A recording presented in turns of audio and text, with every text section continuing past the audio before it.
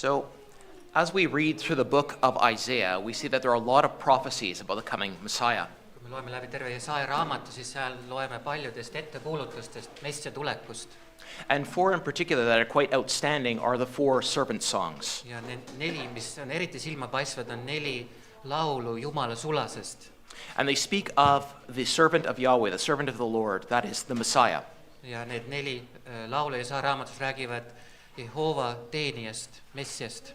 And though they are all very striking and they have very important information for us, today we'll look at the fourth one, which is very striking. Kuigi kõik need neli on väga olulised, aga me täna vaatame nendest neljandat laulu.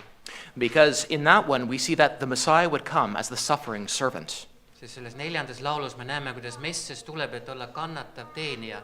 And we know that that suffering servant was indeed our Lord Jesus Christ. Ja see kannatav teenija on tõepoolest meie Issand Jeesus Kristus.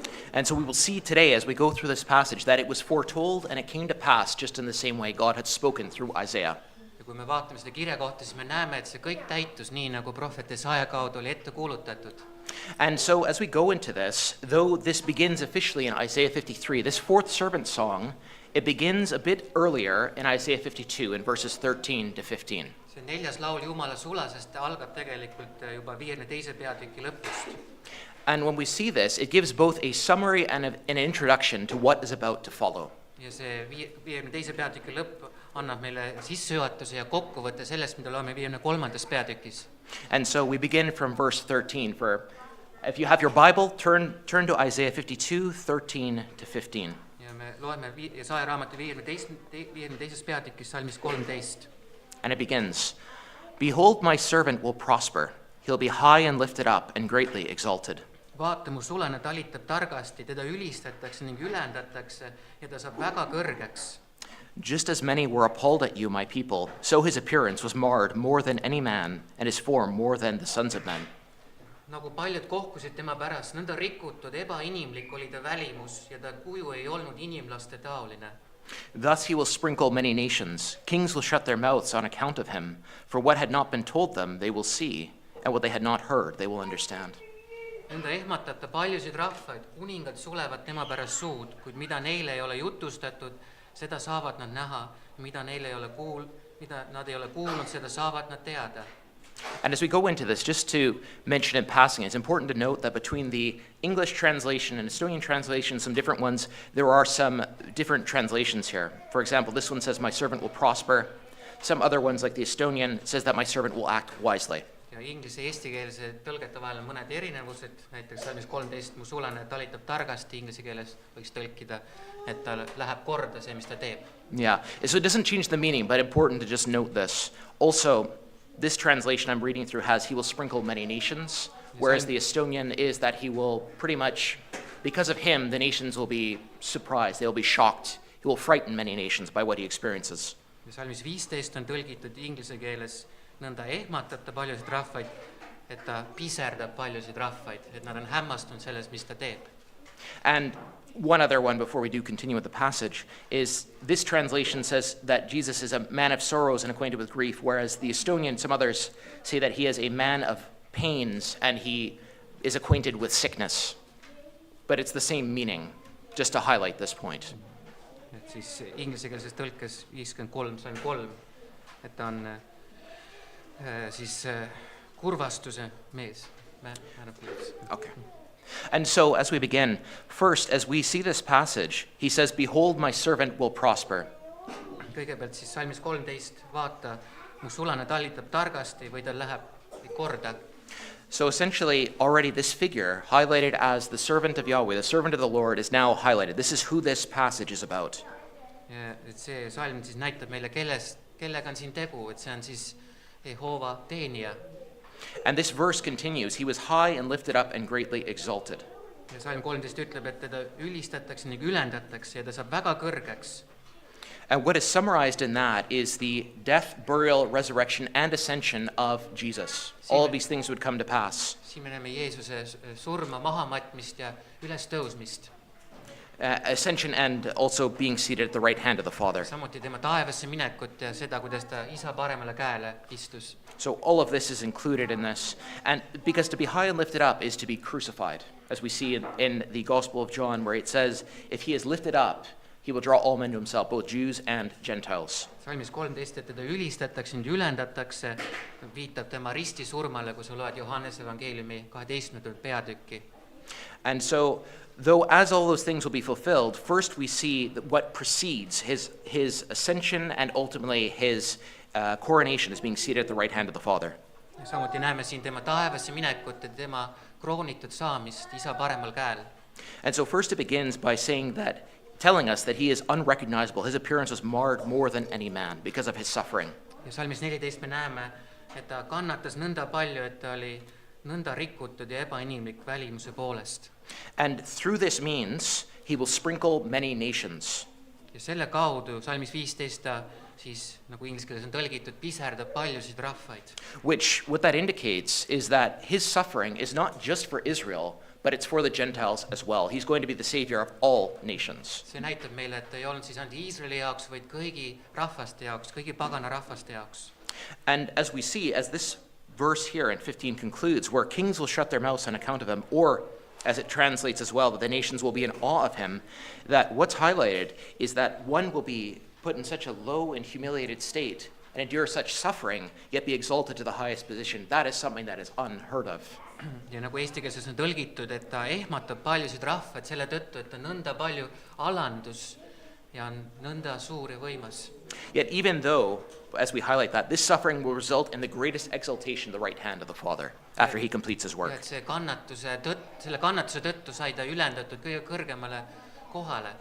And this now leads us into verse 1, which reads as follows. Ja see, nüüd jõuame 53. peatüki esimese salmi. Who has believed our report, and to whom has the arm of Yahweh been revealed? Kes usub meie kuulutust ja kellel on ilmutatud issanda käsivars? This is highlighting that this is something that is very hard to believe that this had occurred. Not all will believe this. Ja see on midagi sellist, mida kõik ei suuda uskuda. And in the same way, that to whom has the arm of Yahweh been revealed? This refers to God's salvation. To whom has salvation been revealed, but through this very servant? Ja siin on öeldud, et kellel on ilmutatud issanda käsivars ja see räägib meile Jumala päästest, et kuidas on tema pääste ilmunud.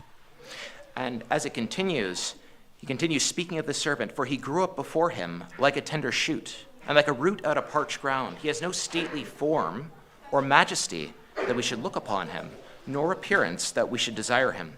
Salmis 2 on tema kohta öeldud, sest ta tõusis meie ees nagu võsuke, otse kui juur põuasest maast. Ei olnud tal kuju ega ilu, et teda vaadata, ega olnud tal välimust, et teda ihaldada.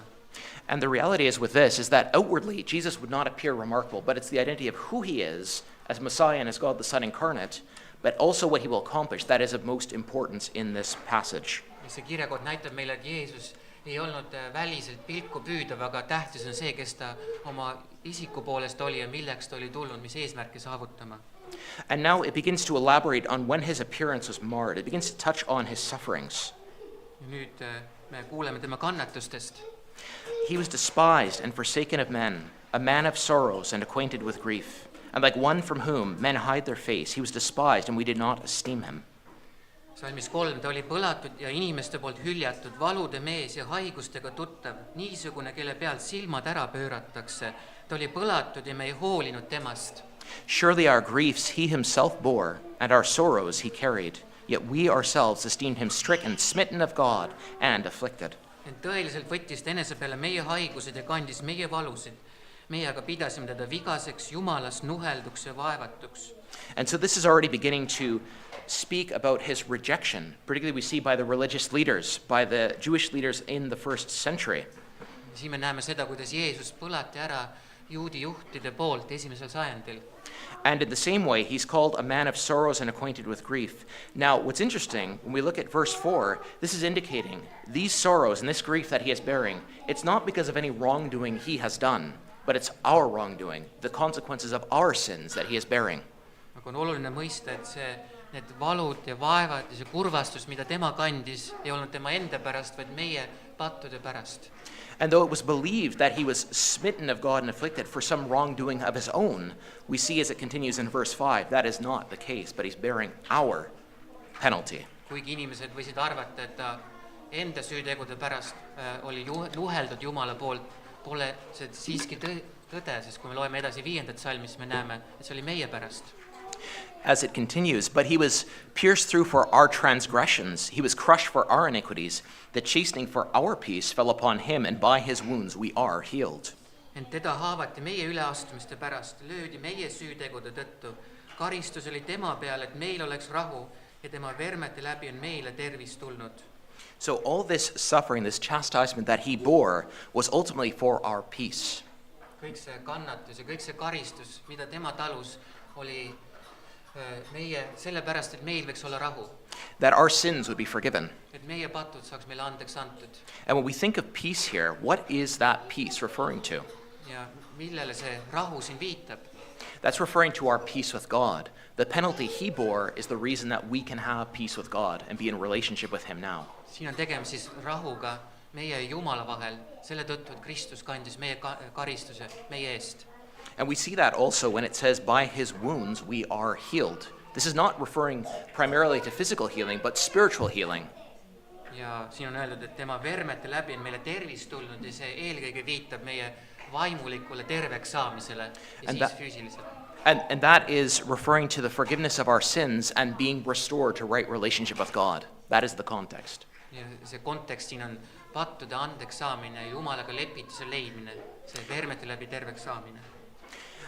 And as we continue through the passage, it continues, all of us like sheep have gone astray. Each of us has turned to his own way, but Yahweh has caused the iniquity of us all to fall on him. Salmis 6, me kõik eksisime nagu lambad, iga üks meist pöördus oma teed, aga issand laskis meie kõigi süüteod tulla tema peale. And what's interesting in this is it's highlighting that all of us have wandered from God. All of us have sinned. All of us are guilty before God. This innocent one, our sins were laid upon him. Siin me näeme, et me kõik oleme süüdi Jumala ees. Jeesus, tema on süütu ja tema peale pandi meie süüteod. We really see the grace of God on display in this. Siin me näeme, kuidas Jumala arm on meie ette seatud. Because even though we went astray, God laid the sins of Christ, laid our sins upon Christ, that we might have peace with him, that we might be brought to him. Et meie kõik eksisime, läksime oma teed, aga meie patud pandi Kristuse peale. And we see that that is all of grace. It's all the work of God. We weren't seeking him, but he was seeking us, even in that action. Siin me näeme, et see oli kõik Jumala arm, et meie ei otsinud teda, aga tema tuli ja otsis meid ja tema peale pandi meie süüteod. And as the passage continues, it says from verse 7, he was oppressed and he was afflicted, yet he did not open his mouth. Like a lamb that is led to slaughter, and like a sheep that is silent before its shearers, so he did not open his mouth. Salmis 7 on öeldud, teda piinati ja ta alistusega avanud suud, nagu tal, keda viiakse tappa, nagu lammas, kes on vait oma niitjat ees, nõnda ei avanud ta oma suud. By oppression and judgment he was taken away, and as for his generation, who considered that he was cut off out of the land of the living, that for the transgression of my people striking was due to him. Salm 8, surve ja kohtu läbi võeti ta ära, kes tema sugupõlves mõtles sellele, et ta lõigati ära elavate maalt ja teda tabas surmu rahva üleastumise pärast. So his grave was assigned with wicked men, yet he was with a rich man in his death, because he had done no violence, nor was there any deceit in his mouth. Temale anti haud õelate juurde, kurjategijate juurde, kui ta suri, kuigi ta ei olnud ülekohut teinud ega olnud pettust ta suus. And so immediately we see this highlights when Jesus stood before the Sanhedrin, when he was when he was being judged, that even though he could have spoken up, he did not speak up in obedience to the Father. Siin me näeme seda, et kui Jeesus seisis juudi suurkohtu ees, siis ta vaikis. And the reason for that is he was submitting to what is the very will of God here. What is the will of the Father? Ja ta tegi seda selle tõttu, et ta alistus isa tahtele. And it's very good news for that, because Jesus, throughout his ministry, to his death, resurrection, there is no moment he was not and is not obedient to the Father's will. Ja terve oma teenistuse jooksul, maiselu jooksul, oma surma ülestõusmise jooksul oli ta täiesti sõnakuulelik oma isale.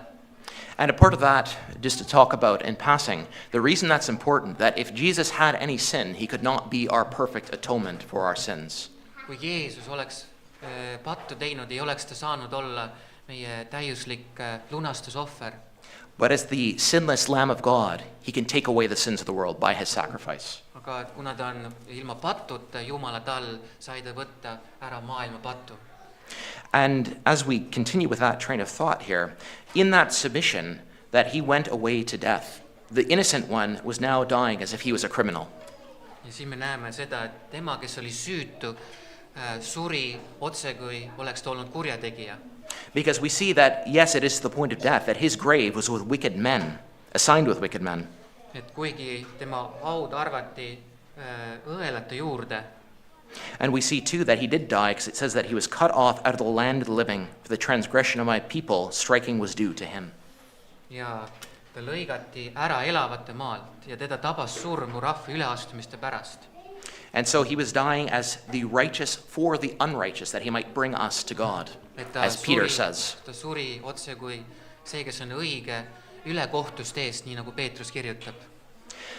And when we consider that, he was crucified between two robbers when he was on Calvary. Ja Golgata mäel löödi ta risti kahe kurjategija röövli vahele. And though we know that one of them did in fact repent and believe in Jesus while he was on the cross, Ja me teame, et üks nendest kurjategijatest parandas meelt ja uskus Jeesusesse. and he was promised that he would enter paradise, he would be with Jesus in paradise. Ja Jeesus andis talle tõotuse, et ta saab olema temaga koos paradiisis. And because Jesus had been without any sin, there is no wrongdoing or guilt. Kuna Jeesusel ei olnud mingit pattu, siis ei olnud tal mingit süütegu ega süüd. He was buried in the tomb of a rich man, that is the tomb of Joseph of Arimathea. Ja ta maeti rikka hauda, nii nagu ingliskeelses tõlkes salm 9 ütleb. And as commentators have noted, though it was common practice to cast people who were crucified into common open graves, this was not the case with Jesus. Tavaliselt kurjategijad heideti ühishauda, aga nii ei tehtud Jeesusega. No, he was laid in a place of honor in a rich man's tomb, in the tomb of Joseph of Arimathea. Tema pandi aga auväärselt rikka mehe hauda. And as the passage continues, but Yahweh was pleased to crush him, putting him to grief. If you would place his soul as a guilt offering, he will see his seed. He will prolong his days, and the good pleasure of Yahweh will succeed in his hand. Salm 10 ütleb, aga issand arvas heaks teda alandada haigustega. Kui ta iseenes on andnud süüohvriks, saab ta näha tulevast sugu, ta elab kaua ja issanda tahe teostub tema läbi.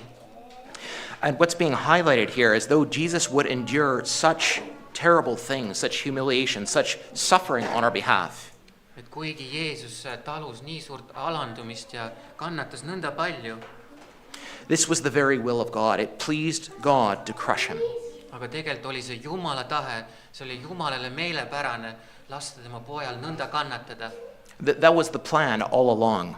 See oli olnud Jumala plaan algusest peale. And we see that his being put to death is to be placed as a guilt offering. Ja see, et ta surmati, oli selle tõttu, et ta sai süüohvriks, Ultimately, to be the sacrifice for our sins, et olla ohver meie pattude eest, to be the propitiation for our sins, et olla lepituseks meie pattude eest, the sacrifice that turns away the wrath of God and reconciles us et to him. olla ohver, et võtta Jumala raev enda peale meie eest. And what's interesting when we see here too, it says the good pleasure of Yahweh will succeed in his hand. Ja siin on öeldud, et issanda hea meel teostub tema kaudu. And what that means is that he is going to bring to completion the very task that he's been assigned. Ja see näitab seda, et ta viib lõpuni selle ülesande, mis oli talle antud. And what that means is that there is not going to be another sacrifice. Ja see tähendab, et ei ole vaja enam ühtegi rohkem mingit ohvrit. There is not anything deficient in this sacrifice. Et selles ohvris ei ole mingit vajakajäämist, mitte midagi ei ole puudu selles. But when Jesus said on the cross, it is finished, it was finished. Kui Jeesus ütles risti peal, see on lõpetatud, siis see tõepoolest oli lõpetatud. The final sacrifice, and jumping ahead, is that we know it's written in Hebrews 10 that by one sacrifice he's perfected for all time those who are being sanctified.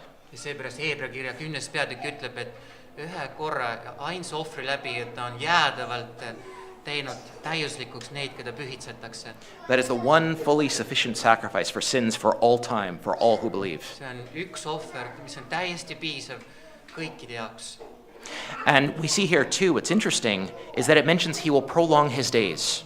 Ja siin on öeldud, et ta ka pikendab oma päevi.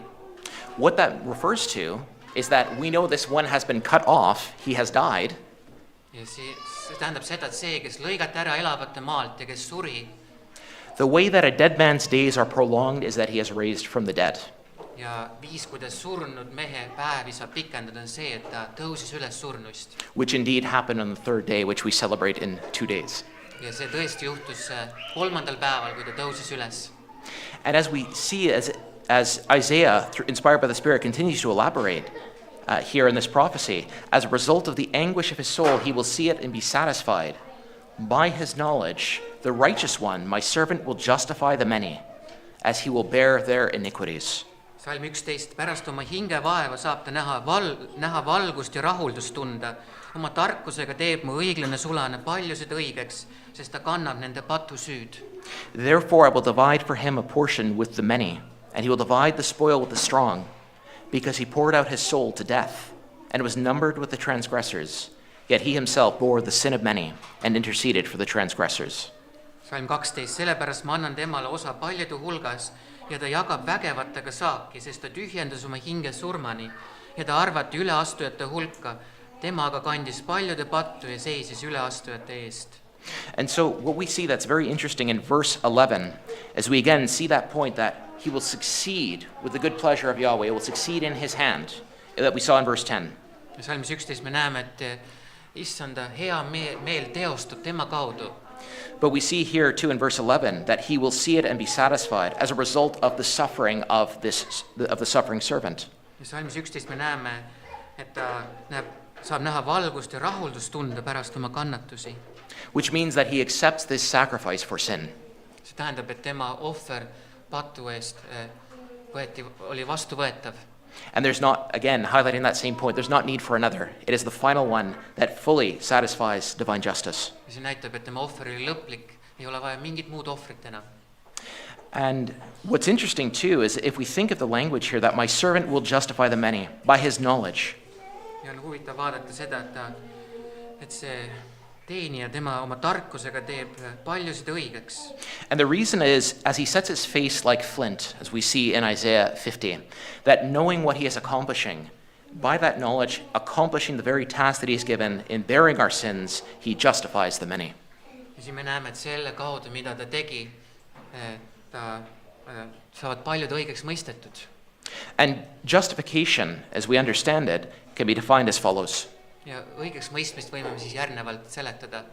If we think in a courtroom setting, that if we were standing before a judge and we are guilty, Kui me mõtleme kohtusaali peale, kus süüdi mõistetu seisab kohtuniku ees and we have the guilty verdict rendered against us, ja kõlab süüdi mõistev kohtuotsus.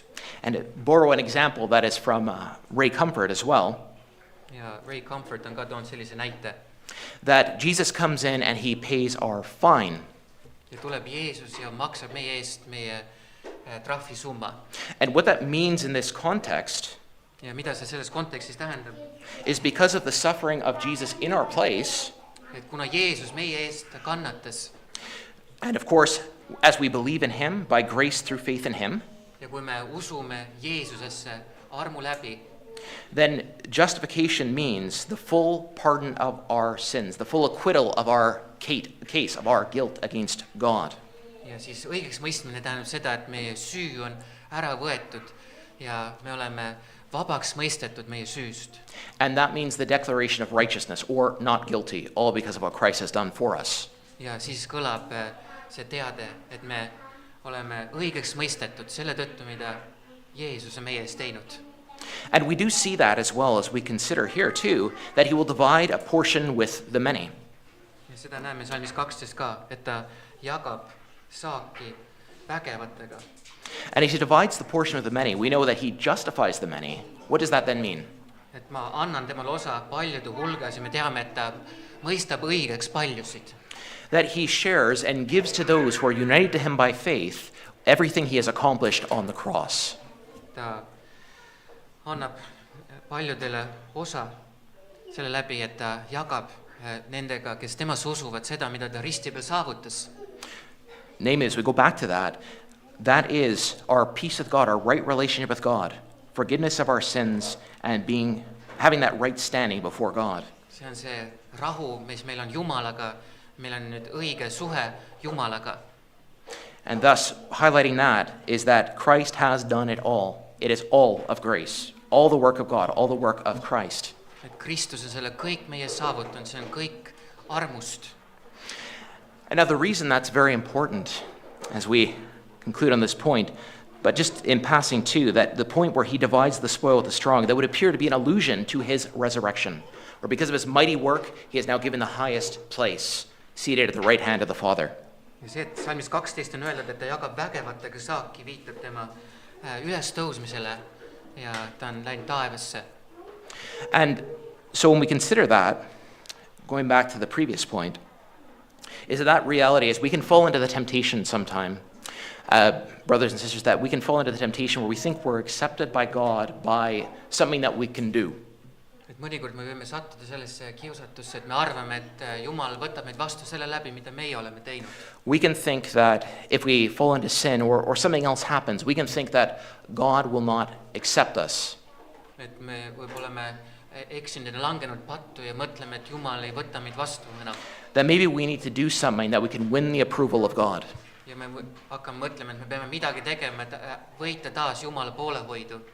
But consider how this one sacrifice of Christ has satisfied justice. He has accomplished what has been set forth. Aga mõtle sellele, et kuidas Kristuse ohver on täielikult kõik õiglased Jumala nõudmised täitnud. Any sin we will commit, past, present, future, Christ has paid for that on the cross. Et kõik patud, mida me minevikus või olevikus või tulevikus sooritame, nende eest on Kristus hinna maksnud risti peal. And when we think too that there's the passage that is in Romans 5:1, therefore having been justified by faith we have peace with God through our Lord Jesus Christ. That is a present reality. Ja Rooma 5:1 ütleb, et nüüd olles õigeks mõistetud usu läbi meie issandasse Jeesusesse Kristusesse on meil rahu Jumalaga, me peame mõistma, et see on meie kogemus praegu. That's not dependent upon our performance or our worthiness. Et see ei sõltu sellest, kui väärtuslikud me oleme või mida me oleme teinud. But the objective fact that Christ has died for our sins. He's done everything necessary. Vaid see rahu põhineb sellel tõsiasjal, mida Kristus on meie eest teinud. He bore the penalty we deserve, and we do not need to bear that penalty. Et Kristus on meie ees karistuse kandnud ja meie ei pea seda kandma. We also see as well that this is a present reality as we jump ahead to 1 Peter. What is quite interesting here is we see the fulfillment that this is past tense, that we saw in Isaiah that he was speaking forward and speaking at past tense of what the Messiah will accomplish. We see when Peter starts talking about Jesus as our example, and he does highlight this. Läheme Peetruse kirja ja siin me näeme ka seda, mida Kristus on saavutanud, nii nagu Jesaja 53. peatükk on mineviku vormis kirjutatud, rääkides sellest, mis tulevikus pidi sündima. Et Kristus on seda teinud meie eest nüüd. So what we'll see here is when he begins to talk about this, and for context, we'll read through the whole passage. Oleme esimese Peetruse kirja. So this is 1 Peter 2, verses 21 to 25. Esimese Peetruse teine peatükk ja alates salmis 21. But the emphasis upon verses 24 and 25. Aga rõhuasetus on salmidel 24 ja 25. For to this you have been called, since Christ also suffered for you, leaving you an example, that you should follow in his steps, who did no sin, nor was any deceit found in his mouth, who being reviled was not reviling in return, while suffering he was uttering no threats, but kept entrusting himself to him who judges righteously, who himself bore our sins in his body on the tree, so that having died to sin, we might live to righteousness. By his wounds you were healed. For you were continually straying like sheep, but now you have returned to the shepherd and overseer of your souls. Selleks te olete kutsutud, sest ka Kristus kannatas teie eest, jättes teile eeskuju, et te käiksite tema jälgedes. Tema ei teinud pattu ega leitud pettust tema suust. Ta ei sõimanud vastu, kui teda sõimati. Ta kannatas ega ähvardanud, vaid jättis kõik selle hoolde, kes mõistab kohut õiglaselt. Ta kandis ise meie pattud oma ihus üles ristipuule, et meie olles surnud pattudele elaksime õigusele. Tema vermete varal te olete saanud terveks. Te olite ju nagu lambad ekslemas, kuid nüüd te olete pöördunud oma hingede karjase ja ülevaataja poole. And that's exactly what Christ accomplished through his suffering and death for us. Ja see on, mida Kristus saavutas oma kannatuste surma läbi meie eest. He bore our sins that we need not bear the guilt of them any longer. Ta kandis meie pattud, et meie ei peaks seda süüd ise kandma. He bore the penalty we deserve in his body on the tree. ta kandis meie karistuse, kui ta risti puul oli. And that through such, by his wounds, you were healed. Ja nõnda oleme meie tema vermete läbi terveks tehtud. That means when we think of that by his wounds we are healed, that means it has happened. For every single believer in Christ, that by his wounds you have been healed. See tähendab seda, et sa oled terveks tehtud tema vermete läbi ja see kehtib kõigile usklikele, kes usuvad Jeesusesse, Kristusesse. And what that means is not about physical healing, but it's about the spiritual. For you were continually straying like sheep, but now you have returned to the shepherd and overseer of your souls. Ja siin viidatakse siis vaimulikule terveks saamisele, nagu Salm 25 ütleb, et olite nagu lambad ekslemas, aga olete nüüd pöördunud oma hingede karjase ülevaataja poole. And what we see in that again is forgiveness of our sins and now brought back to God, to the shepherd who has given himself for us. Et siis meie pattude andestus ja see, et meid on toodud tagasi Jumala juurde meie karjase poolt. And that means that we can rest in the work of Christ because it is finished. Ja seetõttu me võime meie toetuda Kristuse saavutatele, siis see on lõpetatud. If you doubt that God loves you, Kui sa kahtled selles, kas Jumal armastab sind, if you ask yourself whether God can ever forgive you, või kui sa küsid endalt, kas Jumal saab mulle kunagi andeks anda, Christ has done everything necessary. You're accepted because of Christ. siis mõtle sellele, et Kristus on teinud kõik vajalikku ja sa oled vastu võetud selle tõttu, mida Kristus on teinud. You can't improve upon it. Sa ei saa kuidagi seda saavutatud paremaks teha There's nothing in addition you need to do to it, ja sa ei saa midagi sellele saavutatule lisada, but you just receive that by grace through faith in him, and he applies that. vaid sa pead lihtsalt armust usu läbi selle vastu võtma ja see on sinu oma. And that, when we fall in those seasons, to look back to the cross, because that's where we have forgiveness. That's where we have peace with God. It is finished. Me alati vaatame tagasi sellele risti peal saavutatule, nõnda meil rahu Jumalaga. And that also goes for any who do not know the Lord Jesus Christ as well. Ja see kehtib ka nende suhtes, kes veel ei tunne Kristust, Because Christ died for everyone who will believe, past, present, future. sest Kristus on surnud kõigi ees, kes temasse usuvad. And if there is anyone who doesn't believe, whether we speak to unbelievers, whether they be family members or anyone else the Lord brings across our path, Või kui täna on keegi siin, kes pole veel uskunud või meile teele satuvad, then there is that kes pole uskunud veel, there is that reality that as Christ has done everything necessary for forgiveness, ja siis me peame mõistma seda tõsiasja, et Kristus on jäänud kõik vajaliku andestuse saamiseks. that if we come to him in faith, Et kui me tuleme usu läbi tema juurde, if we call on his name, kui me hüüame tema nime appi if we believe in him, ja usume temasse, then everything he has achieved, he will share with anyone who has not believed yet. siis ta annab igale ühele, kes temasse usub, kõik selle, mis ta on saavutanud. And that's the reminder that beginning to end, it is all of grace. For God so loved the world, he gave his only begotten Son, that whoever believes in him should not perish, but have everlasting life. Me mõistame, et kõik alguses kuni lõpuni see on armust, sest nõnda on Jumal maailma armastanud, et oma ainusündinud poja on andnud, kes iganes temasse usub, ei hukkuks, vaid oleks igavene elu. And so it's just a reminder is to reflect on what Christ has done for us this day around 2,000 years ago.